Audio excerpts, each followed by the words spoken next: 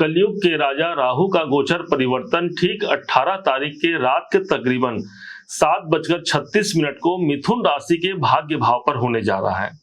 ध्यान दीजिएगा, एक ऐसा समय है जहां पर राहु को एक स्वच्छंदता प्राप्त होगी, अपना खुला वातावरण प्राप्त होगा। किसी के भी जीवन को काया पलट कर रख देने की सामर्थ्यता इस राहु के अंदर विद्यमान होती है। अब वही राहु हमारे भाग्य भाव पर आकर के क्या कुछ करा पाएगा, आज इस बात की विशेषता को आज हम समझने जा रहे हैं।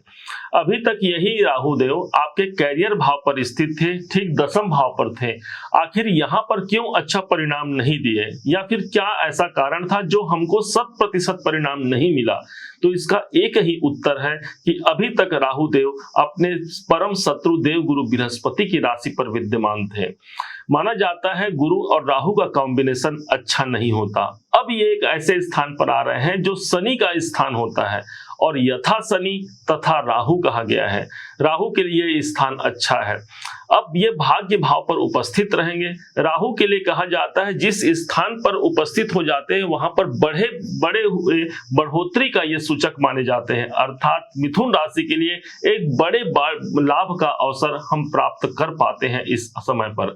न सिर्फ आज 18 मई बल्कि आने वाले 5 दिसंबर सन 2026 तक इनका प्रभाव आपके भाग्य भाव पर रहेगा। उससे ही बड़ी बात यह हो जाती है कि यही राहु आपके योग कारक ग्रह होते हैं, क्योंकि यथा शनि तथा राहु, जब शनि आपके योग कारक हैं तो राहु भी आपके योग कारक ग्रह के रूप में ही गिने जाएंगे।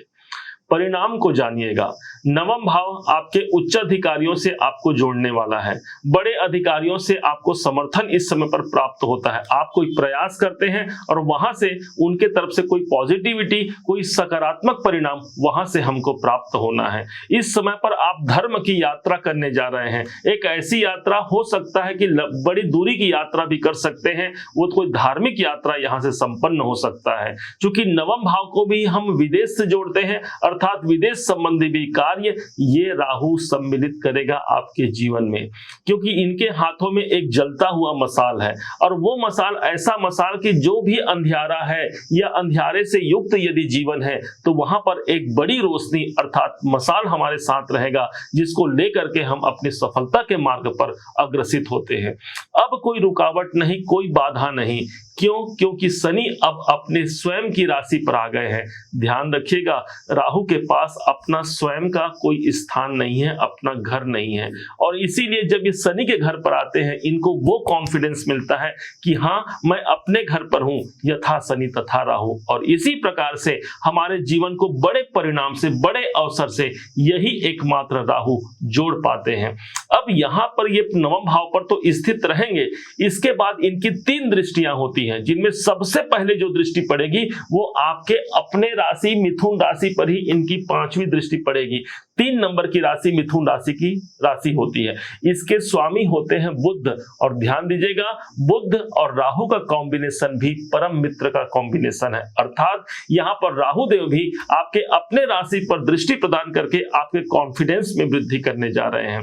राहु की दृष्टि जब स्वयं में आती है ना, तो कहते हैं कि अब मुझे उस रास्ते पर नहीं चलना है जिसपे सब चल रहे हैं, अब मुझे एक नया रास्ता अख्तियार करना है। ये मानसिकता हमारे अंदर मौजूद रहेगी।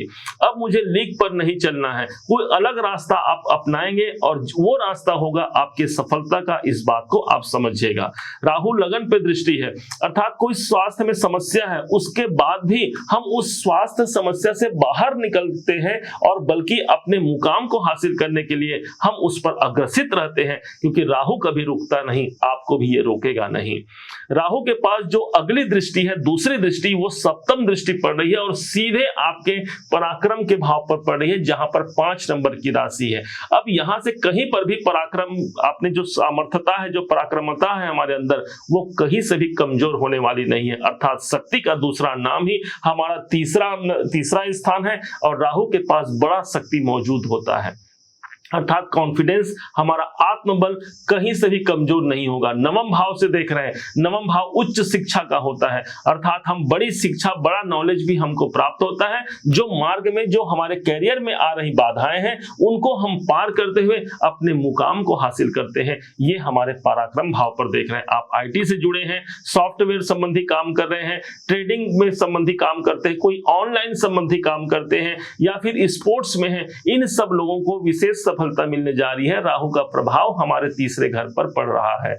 अब यहां पर राहु के प्रभाव के कारण जो चैलेंजिंग सिचुएशन बने हुए हैं, उसको हम पार कर पाते हैं। तीसरा घर हमारे चैलेंजिंग सिचुएशन का होता है। और याद कीजिए, जब राहु को अमृत नहीं मिल रहा था, राहु ने देखा कि इतने सारे सभी देवता अमृत पान कर रहे हैं, मुझ तक नहीं पहुंच पा रहा है, सबका भला हो रहा है, मुझ तक ये भलाई नहीं पहुंच पा रही है।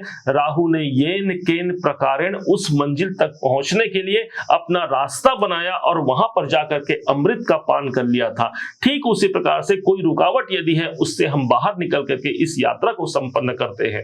आपने देखा पाकिस्तान और हमारे भारत देश के बीच में जो अभी तनातनी मची है, अब ये हमारा भारत कहता है कि अब हमको नहीं सहना है। शायद इसका परिणाम हमको 18 तारीख से और विशेष रूप से देखने को मिल जाए, जब कोई निर्णय से युक्त ये समय हो सकता है। राहु कहता है कि अब मुझे नहीं सहना है, मैंने किसी का बुराई नहीं किया, लेकिन जो मेरे साथ बुराई करेगा उसके साथ भी अब चुन चुनकर सबसे हिसाब होगा। शायद ये वक्त आ गया है हमारे जीवन में भी, जहां जहां से हमें भाग्य में उन्नति, किस्मत के साथ में उन्नति, हमारे जीवन में जिस जिसने बाधा किया है, उन सब के साथ हिसाब करने का वक्त आ गया है। ये कॉन्फिडेंस, ये हिम्मत, ये सहारा हमको राहु प्रदान करने जा रहा है। राहु के पास जो नौवीं दृष्टि होती है, नवम दृष्टि से ये कहीं और नहीं, पंचम भाव को देख रहे हैं, जहां पर 7 नंबर की राशि लिखी हुई है। 7 नंबर की राशि शुक्राचार्य की राशि होती है, शुक्र की राशि होती है। शुक्र को हम क्या कहते हैं? दानव गुरु कहते हैं। और राहु को क्या कहेंगे? दानव कहेंगे। अर्थात अपने गुरु के घर पर राहु की दृष्टि होने के कारण हमें एक बात विशेष समझना है कि इस समय पर जो निर्णय होगा वो छोटा नहीं होगा। इस समय पर जो डिसीजन आप लेंगे वो बड़ा डिसीजन लेंगे। राहु का एक नेगेटिव पॉइंट कहें तो एक ही बात ही होती है, वो हमको भय और भ्रम भी देता है। अनायास मन में डर उत्पन्न करना राहु का काम है, अनायास भ्रमित मन को करना राहु का काम है। लेकिन जो डर गया वो उसी समय पर रुक गया, भाग्य उन्नति हो चाहे कैरियर में सफलता हो, हमारा विराम लग गया। लेकिन आप डरे नहीं, अपने कॉन्फिडेंस को बढ़ा करके, अपने इष्ट देव की आराधना करके यदि आप अपने कार्य क्षेत्र पर आगे बढ़ रहे हैं तो निश्चय जानिए राहु का भी ये संकल्प है, पंचम भाव पर दृष्टि है, आपके पूर्व जन्म से पुण्य निकाल करके आप तक पहुंचा जाएगा और बिगड़ा हुआ कार्य हमारा संवार जाएगा। पंचम भाव ही हमारे संतान का होता है। संतान इस समय पर विदेश संबंधी या अपने एजुकेशन, अपने कैरियर में कोई परिवर्तन कर सकते हैं। पंचम भाव शेयर मार्केट से जुड़ा हुआ है, लॉटरी, सट्टा, शेयर मार्केट, इन सब के कारक राहु देव होते हैं। अब इन्हीं की दृष्टि पंचम भाव पर हो रही है। आप क्रिएटिविटी संबंधी कार्य में, शिक्षण संस्थान से जुड़े हुए हैं, प्रॉपर्टी से जुड़ा कार्य कर रहे हैं, इन सब के लिए राहु एक विशेष ओहदे, एक विशेष मान सम्मान से युक्त इनका जीवन करने जा रहा है। बस एक ही लक्ष्य ध्यान रखिएगा कि हमको डरना नहीं है, हमको रुकना नहीं है, अंजाम चाहे जो हो, हमें अपने लक्ष्य तक पहुंचना है। निरंतरता, राहु ने क्या किया था? निरंतरता बना करके रखा था। हम क्या करते हैं, कुछ समय अपना काम किए, सफलता नहीं मिली, हम वहां पर रुक जाते हैं। लेकिन राहु को जब यूज करना है ना, तो आपको निरंतर उस कार्य पर आगे बढ़ते रहना है। ये भय और भ्रम हमेशा व्याप्त रहेंगे, हर किसी के जीवन में भय और भ्रम व्याप्त है, लेकिन उससे पार होकर के ही हम सफलता की विशालता को हम हासिल कर पाते हैं। कैसे इस राहु को मैनेज किया जाए, कैसे इस राहु से लाभ लिया जाए, इसे अब बड़े ध्यान से समझिएगा। भगवान शिव शंकर जी के लिए कहा गया है, मुंडय रचयति माला पन्नगमुपवीतम वाम विभागे गिरिजा रूपम अति ललितम। अर्थात भगवान शिव शंकर जी के गले में जो मुंड की माल है, उसमें से एक मणि जो है वही राहु है। अर्थात राहु का सिर्फ सिर है, धड़ तो है नहीं। भगवान शिव शंकर जी ने उसे अपने मुंड की माल के रूप में धारण कर रखा है। जब हम देवाधिदेव महादेव पर जल अर्पण करते हैं, विशेष तौर पर गंगा जल मिला लिया जाए, तब इससे न सिर्फ महादेव की कृपा प्राप्त होती है, बल्कि इस राहु से शुभ परिणाम हम ले सकते हैं। इसके जो नेगेटिव परिणाम है, भय और भ्रम, इससे बाहर निकल करके एक विशालता को कायम हम अपने जीवन पर कर सकते हैं। उम्मीद है आप सबने इसे समझा, आप सबने इसे जाना है। यदि आपने इसे समझा है, जाना है, मेरे समझाने का प्रयास यदि आपको सार्थक लगा हो, मेरे समझाने का तरीका यदि आपको सार्थक लगा हो, तो हर बार की भांति इस बार भी अपना प्यार भरा लाइक और कमेंट करना कभी मत भूलिएगा। और हाँ, यदि अभी तक आपने चैनल को सब्सक्राइब नहीं किया है, सब्सक्राइब जरूर कीजिएगा। कमेंट में ओम नमः शिवाय लिखना मत भूलिएगा। पुनः एक बार फिर आप सभी का दिवस बहुत मंगलमय हो, इन्हीं शुभकामनाओं के साथ ओम नमः शिवाय। जय श्री राम।